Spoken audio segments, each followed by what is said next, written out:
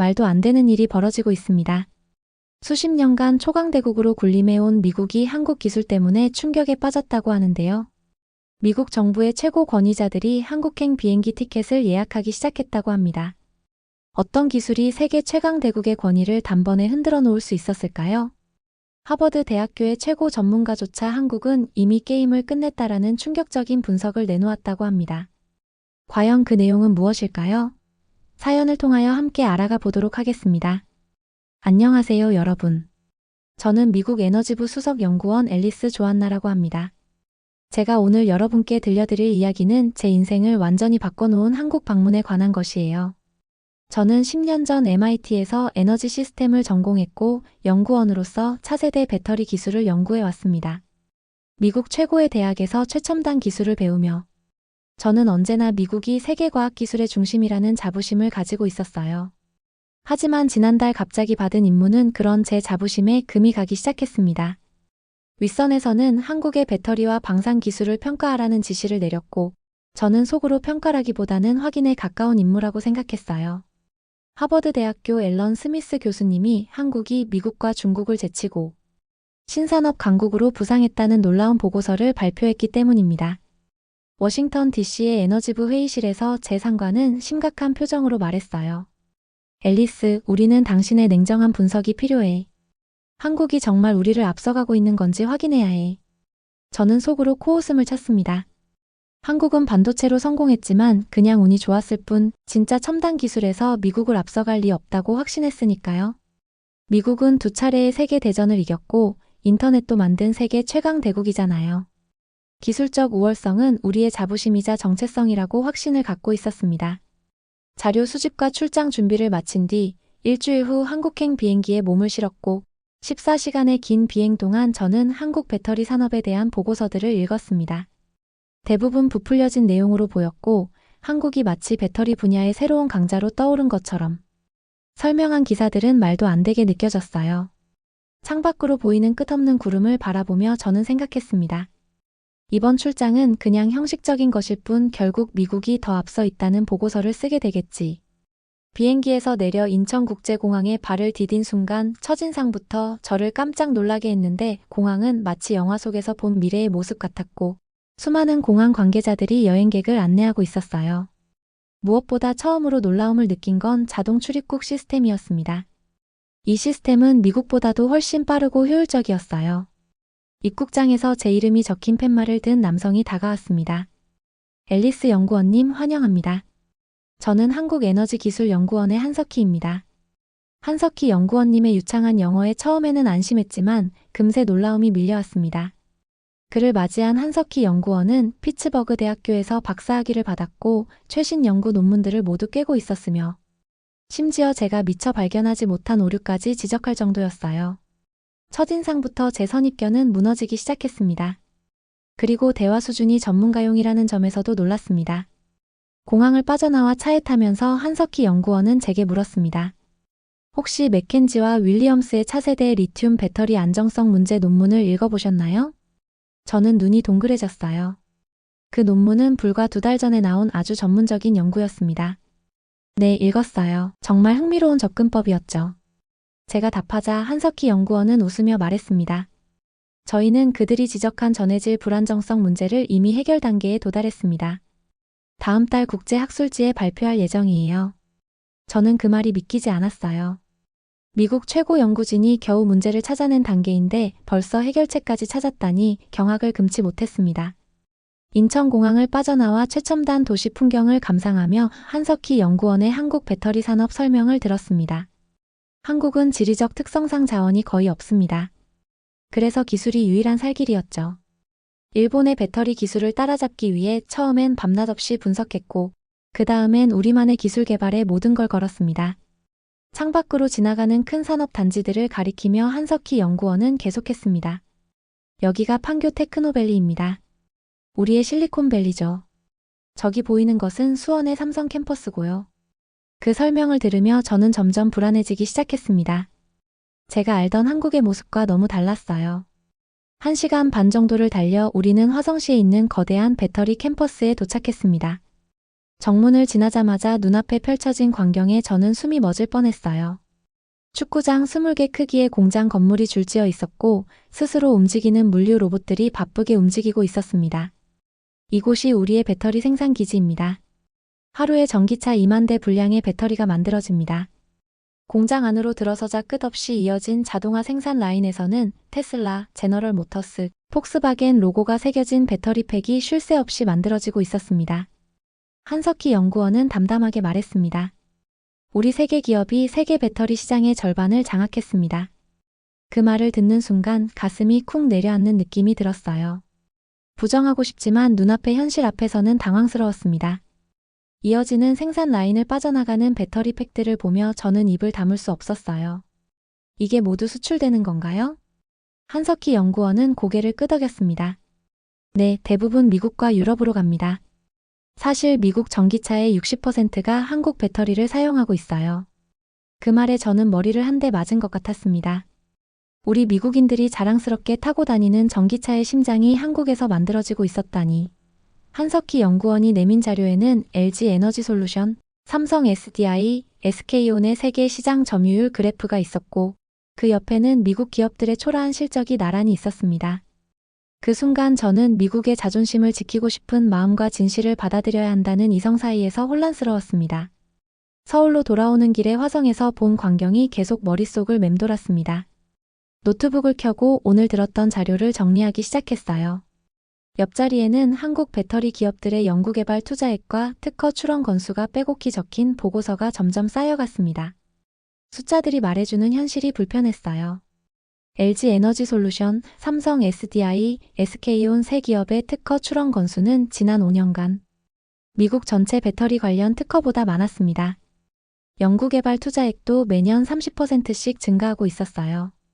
시장 점유율 그래프를 보니 한국 기업들이 2018년부터 중국을 제치고 1위로 올라섰고 그 격차는 점점 벌어지고 있었습니다. 저는 3번이나 다시 확인했어요. 오류가 있을 거라 생각했으니까요. 하지만 결과는 여전했습니다. 다음 날 아침 저는 더 냉정한 눈으로 한국의 배터리 기술을 평가하기로 마음먹었습니다. 좋은 아침이라는 짧은 인사와 함께 자동차에 올라탔습니다. 연구소로 향하는 차 안에서 한석희 연구원이 말했습니다. 오늘은 저희 연구원 박수진님을 만나볼 겁니다. 박수진 연구원은 저희 연구소의 핵심 인재예요. 저는 고개를 끄덕였고 속으론 생각했습니다. 아무리 뛰어나도 미국 연구진을 뛰어넘기는 어렵겠지. 경기도에 위치한 연구소는 대학 캠퍼스처럼 넓고 아름다웠습니다. 건물들은 최신식이었고 연구원들은 활기차게 오가고 있었어요. 입구에서 보안 절차를 마치고 건물 안으로 들어서자 유리 너머 수많은 실험 장비가 보였어요. 미국 연구소에서도 못 본 장비들도 몇 개 눈에 띄었습니다. 연구소 라운지에서 35살 정도로 보이는 여성 연구원이 환한 미소로 저를 맞이했습니다. 앨리스 연구원님 만나 뵙게 되어 정말 기쁩니다. 저는 박수진 연구원입니다. 박수진 연구원은 KAIST에서 박사학위를 받았고 스탠포드에서 박사 후 과정을 마쳤다고 했습니다. 그녀의 연구실에 들어서자 벽면 전체가 특허증으로 가득했습니다. 놀라움을 감추지 못하는 제게 박수진 연구원은 겸손하게 말했습니다. 아직 부족한 점이 많습니다. 박수진 연구원의 책상 위에는 제가 참여했던 프로젝트 보고서들이 놓여 있었습니다. 그 중에는 비공개 자료도 있었습니다. 어떻게 이런 자료들을 구하셨나요? 제가 놀라서 물었고 그녀는 웃으며 대답했어요. 걱정 마세요. 모두 합법적인 경로로 구했습니다. 저희는 미국 대학들과 공동 연구를 많이 해요. 덕분에 최신 연구 동향을 바로 확인할 수 있죠. 박수진 연구원은 투명한 상자를 꺼내 제게 보여주었습니다. 이것이 저희가 개발 중인 전고체 배터리입니다. 제 전문 분야인 전고체 배터리 기술이 눈앞에 있자 숨이 멎을 것 같았습니다. 이건 혁명적이네요. 미국에서도 아직 실험실 단계인데 벌써 상용화 직전이라고요? 저도 모르게 목소리가 떨리고 있었어요. 박수진 연구원은 차분히 설명을 이어갔습니다. 저희는 3년 전부터 이 프로젝트를 진행해 왔습니다. 처음에는 리튬 금속의 수지상 성장 문제로 많이 고생했죠. 그녀의 말에 저는 더 놀랐습니다. 그 문제가 바로 제가 연구하던 것이었으니까요. 그런데 어떻게 해결하셨나요? 제 질문에 박수진 연구원은 미소를 지으며 대답했습니다. 새로운 하이브리드 고체 전해질을 개발했고 나노 구조 제어 기술을 적용했습니다. 그녀는 테스트 결과 데이터를 차례로 보여주었습니다. 밀도는 기존 배터리의 2배, 충전 시간은 절반, 수명은 3배로 향상된 수치입니다. 제가 의심스러운 눈으로 보자 박수진 연구원은 직접 테스트를 제안했습니다. 직접 확인해 보실래요? 저희 실험실에서 바로 테스트해 볼 수 있어요. 테스트 실험실로 이동해 2시간 동안 안전성, 충방전 속도, 에너지 밀도, 수명 테스트까지 제가 생각할 수 있는 모든 방법으로 배터리를 검증했습니다. 결과는 충격적이었어요. 데이터는 정확했고 일부 항목은 발표된 것보다 더 우수했어요. 한국의 전고체 배터리 기술은 미국보다 최소 5년은 앞서 있었습니다. 이는 단순한 기술 차이가 아니라 에너지 산업 판도를 완전히 바꾸는 혁명적 발전이었죠. 테스트를 마치고 돌아오는 길에 박수진 연구원이 물었습니다. 어떻게 생각하세요? 저는 솔직히 대답했습니다. 놀랍네요. 정말 대단해요. 우리는 아직 이론 단계인데. 박수진 연구원은 차분히 말했습니다. 저희는 단순히 배터리만 개발하는 것이 아닙니다. 이 기술은 미래 교통수단, 재생에너지 저장, 우주 탐사까지 바꿀 수 있어요. 그 말을 듣고 저는 드디어 미국의 기술적 우위가 현실에서 위협받고 있다는 사실을 인정할 수밖에 없었습니다. 이건 더 이상 무시할 수 없는 현실이었어요. 어떻게 이렇게 빠르게 발전할 수 있었나요? 제가 묻자 박수진 연구원은 진지한 표정으로 답했습니다. 필요성이었죠. 우리에게는 선택의 여지가 없었습니다. 자원이 없는 나라에서는 기술 혁신만이 생존 방법이니까요. 호텔로 돌아오는 길에 창밖 풍경이 달리 보였습니다. 서울 번화가의 LED 광고판, 최첨단 빌딩들, 전기차들이 눈에 들어왔어요. 이제야 이 나라가 왜 배터리 기술의 모든 것을 건 것인지 이해할 수 있었습니다. 한국은 선택이 아닌 생존을 위해 기술 혁신을 추구했고 그 절박함이 오히려 발전 속도를 가속했어요. 다음 날 오전 일정은 한국 배터리 산업이 자동차 시장에 미치는 영향을 알아보는 것이었습니다. 전날 밤 저는 거의 잠을 이루지 못했어요. 지금까지 본 것들이 사실이라면 미국 에너지 산업의 미래가 한국 기업들에게 크게 의존하게 된다는 뜻이니까요. 이런 생각은 미국인으로서 받아들이기 너무 불편했습니다. 아침 식사 중에 한석희 연구원이 오늘 일정을 설명했습니다. 오늘은 울산에 있는 전기차 배터리 공급센터와 대규모 실증 단지를 방문할 예정입니다. 저는 고개를 끄덕였습니다. 미국도 ESS 도입이 늘고 있지만 아직 초기 단계죠. 텍사스 정전 사태 이후에야 본격적으로 관심을 갖기 시작했으니까요. 한석희 연구원은 미소 지으며 말했습니다. 한국은 이미 5년 전부터 대규모로 구축해왔습니다. 신재생 에너지 확대 정책과 연계해 정부 차원에서 적극 지원했거든요. 울산로 가는 KTX 안에서 한석희 연구원은 태블릿을 꺼내 글로벌 자동차 시장 동향 그래프를 보여주었어요. 지금 세계 자동차 시장은 엄청난 변화를 겪고 있습니다. 2030년까지 신차의 60%가 전기차가 될 것입니다. 화면에 전기차 점유율이 가파르게 상승하는 그래프가 나타났죠. 이 전기차 혁명의 핵심이 바로 배터리입니다. 전망을 바탕으로 저는 전문가로서 질문했습니다. 미국은 테슬라를 중심으로 배터리 기술을 개발하고 있는데 한국만의 차별점은 무엇인가요? 중국이나 일본과 비교했을 때 강점은 무엇인가요? 한석희 연구원은 자신만만하게 대답했습니다. 테슬라는 혁신적이지만 대량 생산에 한계가 있고 중국은 가격 경쟁력이 강하지만 안전성과 수명에서 약점이 있으며 일본은 안전하지만 고비용 구조와 생산 확장성에 문제가 있습니다. 반면 한국은 안전성, 성능, 가격의 균형을 완벽하게 맞췄습니다. 울산에 도착해 우리는 거대한 물류센터를 방문했습니다. 바코드로 분류된 배터리 팩들이 끝없이 늘어서 있었어요. 테슬라, 폭스바겐, BMW, GM, 포드, 현대자동차까지 모든 주요 브랜드가 있었습니다. 담당자의 설명이 이어졌습니다. 이곳에서 매월 30만 대분의 전기차 배터리가 전 세계로 출하됩니다. 특히 테슬라 모델 Y와 모델 3에 들어가는 상당 부분을 공급하고 있어요. 저는 놀라 물었습니다. 테슬라도 한국 배터리를 사용한다고요? 자체 생산뿐 아니라 저희 배터리도 상당량 사용합니다. 담당자는 담담히 덧붙였습니다. 수요를 따라가지 못하는 자체 생산을 보완하고 있지요. 미국의 스타트업 배터리 기업들도 많은 투자를 받고 있는데 한국 기업들은 신생 도전에 어떻게 대응하느냐고 묻자 담당자는 말했습니다.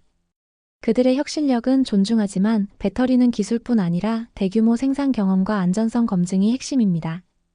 이 두 가지는 시간을 단축할 수 없어요. 스타트업 기술이 양산 단계에 도달하려면 최소 35년이 더 걸릴 겁니다. 점심 식사 후 우리는 전남 고창에 있는 에너지 실증 단지로 이동했습니다. 차창 밖으로 끝없이 펼쳐진 태양광 패널이 보였고 축구장 크기의 건물에서는 수천 개 배터리 팩이 정교하게 연결되어 있었습니다. 담당자가 말했습니다. 이 시스템으로 하루 동안 2만 가구분 전력을 저장할 수 있고 전국 각지에 같은 시스템을 구축 중입니다. 미국 캘리포니아, 텍사스, 하와이에도 설치되어 있고요. 특히 텍사스 정전 사태 이후 미국 전력 회사들의 문의가 폭증했다고 덧붙였습니다. 배터리 기술은 전기차를 넘어 전기 비행기, 전기 선박, 로봇, 우주 장비 등 다양한 분야로 확장되고 있습니다. 도심 항공 모빌리티, 일명 플라잉카도 시험 비행 중이고 2030년 상용화를 목표로 하고 있어요. 화면에는 나사 NASA와의 협력 프로젝트 사진이 나왔습니다. 나사의 여러 우주 탐사 프로젝트에서도 우리 배터리 기술을 활용하고 있습니다. 극한 환경에서도 안정성을 유지하거든요. 저는 깊은 생각에 잠겼습니다.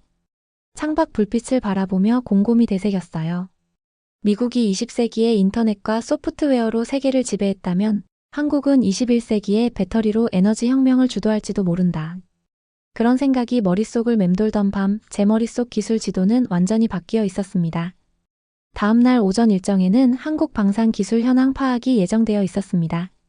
사실 첫 계획엔 없던 일정이었어요. 방산과 배터리가 무슨 관련이 있는지 모르겠다며 의아해하자 한석희 연구원은 말했습니다. 방산 기술에도 배터리가 핵심입니다.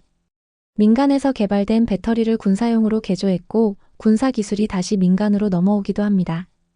우리는 대전에 위치한 방위사업청 국제협력관 정성훈 박사를 만났습니다.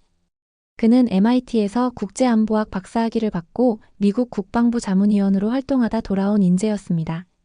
정성훈 박사는 발표를 시작했습니다. K9 자주포의 핵심은 배터리 시스템입니다. 민간 배터리 기술을 군사용에 맞게 개조했죠. 저는 놀라 물었습니다. 미국은 민간과 군사 기술 개발이 완전히 분리되어 있는데 한국은 어떻게 경계를 허물었나요? 정 박사는 미소 지으며 답했습니다. 민간과 군사 기술의 선순환 구조를 만들었습니다.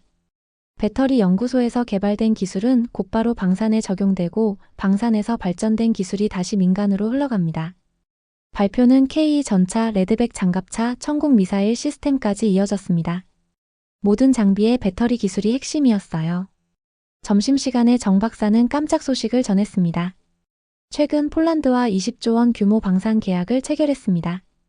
K 전차 400여 대, K9 자주포 500대, FA-50 경공격기 48대를 수출했죠. 저는 물을 마시다 기침할 뻔했습니다. 폴란드요? 나토 회원국이 미국이 아닌 한국 무기를 선택했다고요?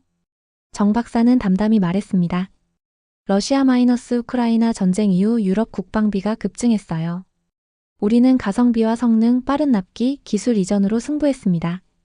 그는 폴란드 계약이 한국 방산의 유럽 거점을 만든 사건이라고 강조했습니다. 이제 유럽 전역에 한국산 무기 시스템이 확산될 겁니다. 저는 복잡한 감정이 들었습니다. 미국, 러시아, 프랑스 등 전통 강국이 지켜온 시장이 이제 도전받고 있었어요. 저녁에는 방산 수출이 한국 외교에 미치는 영향에 대한 브리핑이 이어졌습니다.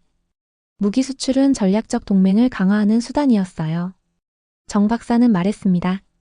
폴란드와의 계약 이후 에너지 인프라, 문화 교류까지 확대되었습니다. 방산 협력이 배터리 산업 협력으로 다시 새로운 시장 개척으로 선순환을 만들어냅니다. 저는 이 전략이 한국이 세계 질서를 바꾸는 패턴이라고 느꼈습니다. 이후 정 박사는 중동, 북아프리카, 아시아 시장에서도 한국 무기 수요가 급증하고 있음을 밝혔습니다. 10년 내 한국은 세계 3대 방산 강국으로 자리매김할 겁니다. 저는 생각했습니다. 미국, 러시아, 프랑스가 지키던 지위가 흔들리고 있구나. 마지막으로 정 박사는 인재 육성 전략을 설명했습니다. 반도체 산업을 성공시킨 건 뛰어난 인재였습니다. 지금은 배터리와 방산 분야 인재를 국가 차원에서 양성 중입니다. 그리고 충격적인 사실을 남겼습니다. 한국군이 사용하는 무기보다 수출 무기가 더 많아질 전망입니다. 체코, 루마니아, 스웨덴까지 문의가 쇄도하고 있어요. 그 말에 저는 기술혁명 이상의 세계 질서 변화를 보았습니다. 미국으로 돌아가기 전 보고서를 작성했습니다. 워싱턴 본부의 반응은 충격 그 자체였어요. 정말 한국이 그렇게 앞서 있습니까? 저는 보고서에 직접 확인한 자료만 적었습니다. 한국의 배터리와 방산 기술은 이미 대등하거나 일부 분야에서 앞서 있습니다. 미국은 한국을 경쟁자가 아닌 전략적 협력 파트너로 인식하고 공동 연구 개발을 추진해야 합니다. 제가 떠올린 결론이었습니다. 일정 마지막 날 저는 다시 한번 생각했습니다. 대한민국이 작은 나라가 어떻게 기술 강국이 되었을까? 답은 끊임없는 혁신, 도전. 정신, 위기를 기회로 바꾸는 능력, 그리고 뛰어난 인재들의 열정입니다. 한국은 반도체에 이어 배터리와 방산으로 세계를 또 한 번 놀라게 하고 있습니다.